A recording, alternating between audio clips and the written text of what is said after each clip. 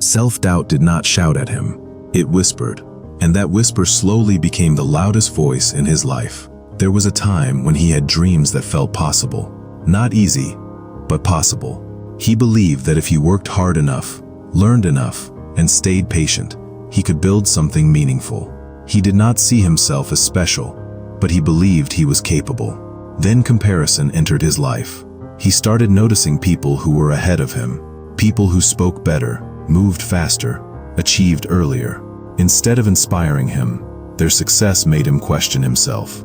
A small thought appeared in his mind. Maybe I'm not good enough. At first, he ignored it, but self-doubt is patient. It waits. Every time he made a small mistake, self-doubt reminded him of it. Every time someone criticized him, even lightly, self-doubt magnified it. Slowly, confidence turned into hesitation.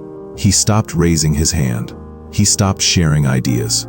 He stopped trying things that once excited him, not because he couldn't do them, but because he feared he would fail.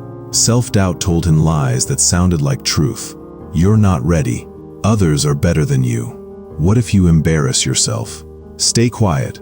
Stay safe. So he stayed safe. Opportunities passed by him like trains he was too afraid to board. He watched others take risks, learn, fail, and grow. Meanwhile, he stayed where he was, convincing himself that waiting was wisdom. But waiting was not wisdom. It was fear wearing a smart mask. At night, his mind replayed the same thoughts again and again. He imagined failure before even trying. He imagined judgment before even speaking. His potential remained locked behind a wall built entirely by his own thoughts. The most painful part was this: no one was stopping him. Only self-doubt was. One day, he looked at his life and felt a quiet regret. Not anger, not jealousy, just sadness. He realized that the life he wanted was not unreachable. It was simply untouched. He asked himself an honest question. What if the only thing holding me back is me? That question changed everything. He began to notice how often he talked himself out of opportunities. How often he assumed rejection before it happened. How often he believed others were more capable without any real proof. Self-doubt had trained him to underestimate himself. So he decided to challenge it, not by becoming fearless, but by becoming honest.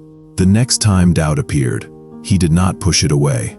He looked at it and asked, is this fact or just fear? Most of the time, it was fear. He started taking small actions, not big risks, small steps. Speaking once when he would usually stay silent. Trying once when he would usually quit early. Showing up even when he felt unprepared. It was uncomfortable.